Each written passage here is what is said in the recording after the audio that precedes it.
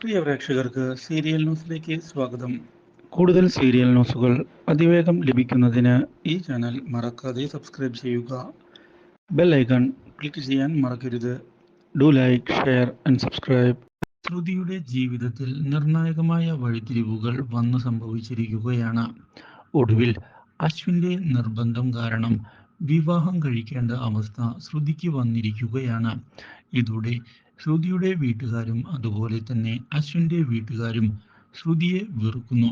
പക്ഷേ അവരുടെ വെറുപ്പ് ശ്രുതിയെ മാനസികമായി തകർത്ത് കളഞ്ഞതിനെ തുടർന്ന് ഇങ്ങനെ തോറ്റിരിക്കാൻ താൻ തയ്യാറല്ല എന്നുള്ള തീരുമാനം എടുത്തുകൊണ്ട് ശ്രുതി പൊരുതുന്നതിനായി മുന്നിലേക്ക് കയറി വന്നിരിക്കുകയാണ്.